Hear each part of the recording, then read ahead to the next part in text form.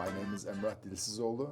My business's name is Value Mortgage. We were founded in 2023. We offer full-service mortgage loans for residential and commercial borrowers. Awesome. And now tell me a little bit about how you got into your industry. Like, is this something you've always planned out for yourself as a kid, or how did this come to be?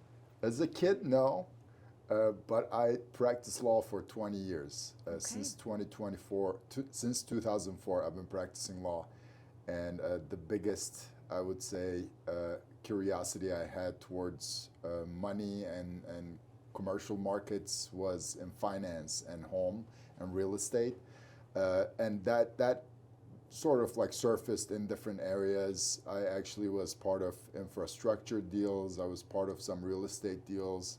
And I helped my clients when I was practicing law towards getting their loans or compliance if they were a company. So there are some involvement that I have been a part of during my practicing years.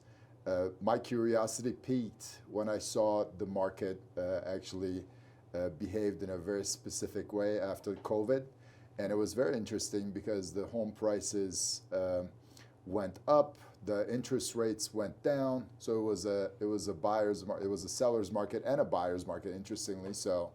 And that just like piqued my interest towards mortgages and how I can support that industry. And because I do have a lot of knowledge around servicing clients, I wanted to use that knowledge towards having people buying new homes. Absolutely. And now you are a loan officer, but you just opened up your own business. Is that correct? Tell me a little bit about that. Correct. So I am a loan officer. By default, I actually started mortgage business as a broker owner and a company owner of a broker and a mortgage loan officer, mortgage loan originator. So those two things were not really different from me from inception. It was always about, okay, I'm going to open up a broker and then I'm going to be a mortgage loan officer for that broker, and I'm going to hire more people to join me to sell loans together. So that was the plan, and that's basically the first phase that now we're in. Yes. Awesome. And then you practice being an attorney overseas, is that correct? That's correct. I started overseas. I moved to the US in 2016 through a client of mine, and they actually required me to be here for some projects that they had going on. So I started practicing international law predominantly after that point, and finance was always part of that, but correct. I practiced law, and then nationally overseas in Istanbul, Turkey, and then internationally in Washington, D.C., Wow. and then that morphed into opening up a mortgage brokerage over time. Amazing. Love that for you. And now tell me about some of the changes that are happening in the industry, about the foreign, what was it, the foreign nationals loan? Thank you. Yes. Yeah. Talk to me a little bit about that and why we should know more about this and who is qualified and all of that. Right. Thank you. That's a real good question. So I think overall, the interest rates are high right now, and people say that it's a good idea to wait.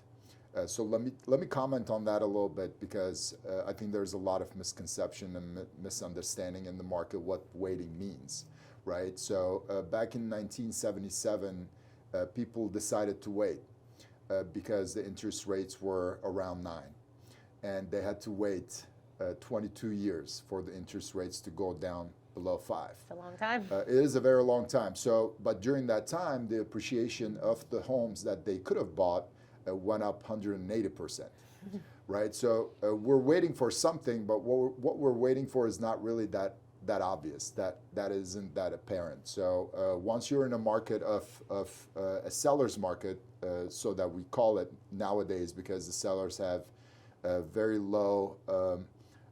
I would say supply, and the demand is very high. Off of the people those are trying to buy homes, there isn't enough inventory.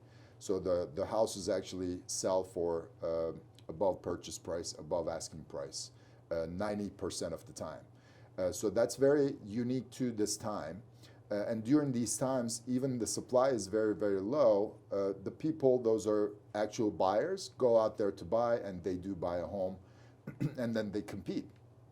But think about a scenario that actually the interest rates go down and now more people wanting to buy, that's not going to make the inventory go up immediately. So the inventory is going to stay low and the demand is going to be high. So you're going to end up paying so much more than you would nowadays, right? So, and there's the summer rush and the schools and everything is now over. Now it's going to be more of a seller's market throughout the summer. So before that hits, it's actually essential for people to be considering to find a home that they like, and we make that happen for them in terms of which product, which loan product would be more appropriate for them. The second part of the question, I think overall, the banks don't like risk, but there isn't any other way for them to make money without taking risk. So there is a calculated risk in a program that we developed together with one of the banks that we're working with. It's called Foreign Nationals Loan. And that's basically to bring foreign investment into the U.S. Throughout home buying practices, right?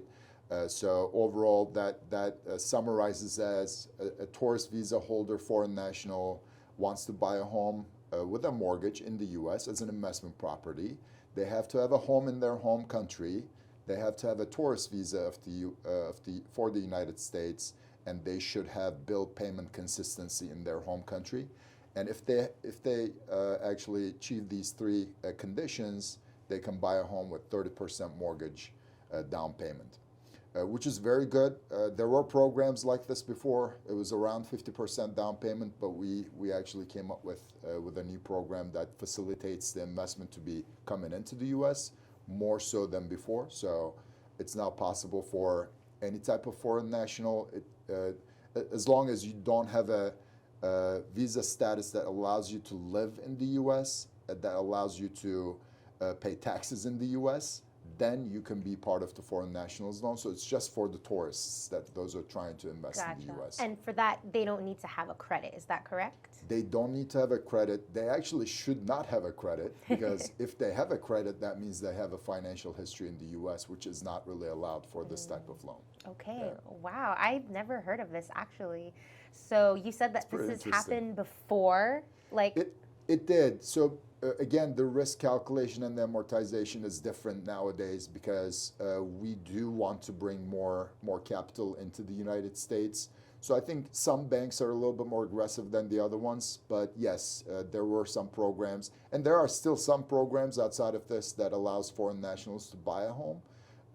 But the way that we did it was a little bit more streamlined and a little bit easier condition. So we're happy with it, and then we hope that it's going to be a huge hit. Yeah, absolutely. I hope so too. That's amazing. Thank and you. Now talk to me a little bit about how you are marketing yourself out there for people to be aware of your services and help bring in new potential clients, or just to help educate the current ones that you do have. Right. Very good question. Thank you. So marketing is very interesting, especially when you're very focused on the quality of the service that you're giving, right? Because that's very hard to explain other than just giving the experience to the people that's waiting for that service.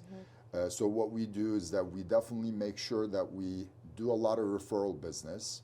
We do a lot of, hey, share your comments with us. How was your experience? How did you like working with us? And then we do a lot of mouth-to-mouth marketing, so to say. We try to explain like how we help people. We reach out to our own personal network, and we reach out to our realtor network. So we don't advertise, or we don't really put up a flyer somewhere and try to get people to borrow from us. We never did that, and I don't think that we will ever do that, because our service quality is targeted at a different level. And when you have that high of a service quality level as a target, you just need to put people through that experience for them to really see how different that is from any other experience they would have. So we do a lot of referrals, we do a lot of real estate agents, buyers programs. So we do a lot of help in and out with the real estate agent and their portfolio of clients, so that they have an easy time and they have a streamlined time for them to be borrowing from us, rather than having to advertise and having to really have a lot of people walk into the door and really try to understand how many of them you can really help. But we're more on the quality versus quantity side, and then we say, okay, even if we have 5 borrowers a month, that's fine because we're going to be giving them a great service so they can talk about us, and that marketing effort goes towards our quality efforts rather than ad spend. Wow, I really love that you really know like how your marketing strategies work for you, because it's different for every business, right? Some people are very social media heavy, but yours is more of like mouth to mouth and having that Right. connection and experience Exactly. with them. And I think one thing to add there is Yeah. that because brokers are set up differently, right? Some brokers are brokers in a bank, for example, or some mortgage loan officers are in a realtor's office. So those are very different setups. Mortgage broker companies are actually intertwined with a lot of different banks at once. So we're not really a client of the bank. We're not really the bank is not our client either. So we look at it from the lens of the borrower, and we get a lot of different rates from all these different banks that we work with, and then we try to provide the best rate to the borrower in that specific situation. So I think we see ourselves a little bit on the borrower side. That's why the borrower centricity or the client centricity means a little bit more to us than anyone else that's in the mortgage industry. I gotcha. And now, why do you think people should come to you, your mortgage business? What makes you stand out, and what will you offer them? Because you know there's like a lot of businesses, but here's an opportunity for you to make yourself stand out, and talk to us a little bit about that. Right, right. Absolutely. These questions are fire. Really good. Thank Really you. good. So 2 things I think is the title of that answer, right? One is the variety of banks that we work with. We work with over 25 banks that we can sell the loan products for, and that gives us very much of a flexibility when we're looking at different types of rates in different types of situations. For example, if you're a first-time home buyer, there's a loan called FHA. So if you're trying to borrow an FHA, you might want to go to an FHA wholesaler or a bank that we work with that is known for their FHA rates and FHA process handling, right? So we select those underwriters specific to that situation, and we have that flexibility because we have so many underwriters in our system that we work with. So that would be one. And the second part, maybe in like two-staged answer for the second part, is going to be the variety of the banks will give us so many different types of rates that we can get for that specific borrower. And when we go into the qualification of those rates, we actually come up with a very creative way of looking at things. Instead of, oh, okay, this person does not have the credit, this person does not have the income, we actually see it from the lens of the borrower. We listen to their stories, we try to make it happen. If it is financially feasible and viable and regulatory possible, we actually work with them for them to be fitting into one of the programs. So we advise them quite a bit in terms of financial stewardship, so they can get, if they're not qualified today, they can actually be qualified in the future or in a given day. And overall, I think that puts the borrower in the center of the process, rather than they're just like a person that fills out a form and then we push press and then the process sort of like walks itself out. We don't really look at it that way. It's too transactional for us that way. So we do listen to a lot of stories, and then we make sure that the products that we're offering is befitting to that story and vice versa. I love that. No, I like that connection you make. It's not just like you said, a transaction. It's more about like listening to them, getting to know the person, and seeing how you can help them or help them attain that in the future possibly. So I think that's a great strategy. And where do you see yourself in 5 years? Maybe are you planning to expand? Maybe, I don't know if you currently, how many employees you have right now, but maybe expand on that as well. Right. Currently we have 3, so we're super small. But the good thing about that, I think, is again, we focus on quality. So we don't really use loan processors, for example, which is kind of like a good thing and a bad thing for the borrower. A good thing, somewhat of a good thing, because there's someone that's kind of constantly like uploading documents or like trying to help the borrower. But even a better thing is that we actually do that ourselves. So we don't use loan processors. I know it's counterintuitive for a business to grow without using processors, but the quality is so important to us. And if we actually delegate that task to someone else, things get lost in translation, and we sort of miss maybe a deadline or a detail that's very important to the process. We can't risk that for the time being, at least. So we're not really trying to reach to a certain volume. We're trying to keep the quality that we reached. So within the first year or so, we're always going to be like looking at this specifically, keeping the quality at a certain level without delegating any tasks to others. But the second and the third year and on, within the remainder of that first 5 years, our goal is to expand our team to 20 mortgage loan originators and hopefully reach to a volume of $600,000 in commissions a month within that first 5 years. So that would be the goal. So far, how it worked out for me in my career is that every decade there is a different focus. So the first decade was practicing law, and the second was a little bit practicing law and tech sales leadership. So there was another like different type of genre of things that I did. And then the third decade, now it's the mortgage brokerage business. I love that. So the fourth, there's going to be something different. But this is what I will be doing within the next 10 years or so. So I do have a longer term plan for the mortgage business that has a little bit more technology into qualification of the individuals rather than people qualifying them. Maybe an AI engine could qualify them. So there are some plans to move towards that kind of a initiative. But at the same time, we can't really disregard the regulations that's asking us to get the loan application, for example, to provide a loan estimate for that loan application. So there are some regulatory limitations in terms of like how we switch to that kind of a technology, but it definitely could be possible, especially when we're seeing like everything is moving to AI nowadays. Yes, it is.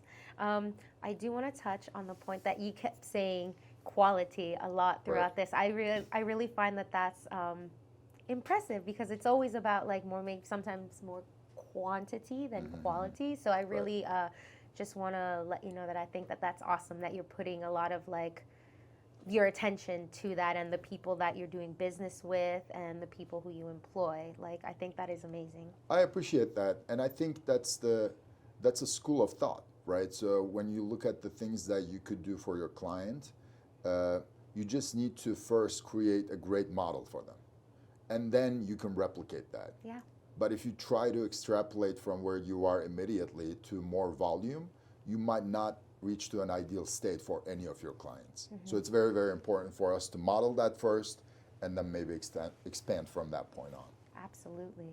And now on a lighter note, who are you outside of all this work that you're doing? Like, what do you like to do to unwind and relax?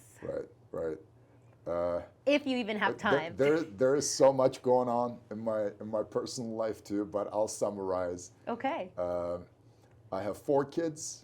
And a very, very beautiful wife that I love spending time with. So that's sort of on the lighter note. On the second lighter note, I would say the biggest thing that's going on in my life is CrossFit. Okay. So there's 2 types of people that you would definitely know what they do, how they are in the world on a day-to-day basis. Is one of them is the CrossFitters, and the other one is vegans. Okay. So if you're a vegan and a CrossFitter, you would never stop talking about those 2 things. But I have to tell that I'm a CrossFitter because that's what we do. So I've been doing CrossFit since 2018. It's been pretty rewarding, like in terms of health, how you feel, how you go about your day. So it's very, very nice to have that kind of like unwinding hour that you spent during your day. And I trained too hard, I guess, and I got good. And in 2022, I became the fittest Turkish man in the world, if you could believe it. Wow. I know. Really? Are you just feeling like, as you can see, it's been a while. But, stop it. But it was very, very. I wasn't even aware that I was there. But I'm 43 years old, about to turn 43, and back then I was 40. and I didn't know that I was competing in a specific age group. So when you're in a specific age group, you get like compared with the other people, those are doing CrossFit in your age group. Yeah. So I just finished the workouts. This is during the global CrossFit Open that happens every year. Okay. So I finished the workouts and I checked the leaderboard, and I was the fittest Turkish man in my age That group. is awesome. Which was very interesting. Congratulations to that. Thank you so much. Last year I was second, which is kind of a bummer. This year I couldn't really focus on training and get ready for the competition, so I didn't measure myself that well. Yeah. But next year I'm trying to go back and reclaim that crown, hopefully. Okay, I wish you all the luck on that. Hey, Thank second's you. not bad for not being as prepared. You could have been fourth, but still, we want that number one spot, right? Yeah. So I think I'm not really built to be okay with being second. So okay, yes. Maybe it's a good thing, maybe it's a bad thing, I don't know. But I always strive to be the first. If not the first, the best at what I try to do, what I do. So maybe that's good to motivate you day. even harder, right? Yes. As a sign like, no, I don't want second. It does fill me up, for sure. Yeah. It does fill me. All right, and now for my final question. Yeah. If you could leave our listeners with any advice or anything that's in your heart, anything that's been on your mind that you want to share, it can be in regards to anything. It doesn't only have to be about your business. What would that message be? Right. So I grew up while I was brought up by two judges, right? And my parents are judges, and I was sort of born into the space of law, right? Mm-hmm. And that was very good for me because I actually am very interested about law. Like I love to learn, I love to read, and that took quite a bit like of getting used to when I think of like doing something other than law, right? So it took some courage, it took some additional work, but adding varieties to your day-to-day, to your life is never a bad thing, you know? And getting good at something is always good, but not really depending on that one thing that you get good at is always a better option for the future years of your life. So that's what I did. I added variety to my life. It would be incredible for people to just like try new things and then try to figure out if they really are passionate about those new things that they're trying, and maybe get professional in a couple of them or semi-professional in others, and just like have different types of hobbies throughout these like efforts. That actually gives a lot of fulfillment to people, and that makes people happy when they're going about their day. And I wouldn't say that the professionalism that you should be bringing to any type of conversation or any type of effort has to be less because you're trying to do more things. You just have to have the right mindset. You just have to have the same mindset when you're approaching to different type of different genre of things that you want to do. So I would say do different things, do them seriously, do them while you're having fun. Try to get better at them. Try to test yourself. Don't slouch. Don't give in. Yeah. Always try to get better and hold yourself to it. You know, it's not really about someone else coming in and telling you should get better at this. You should be getting better at that. Tell that to yourself because that's what you're going to feel the most happiness out of it. Awesome.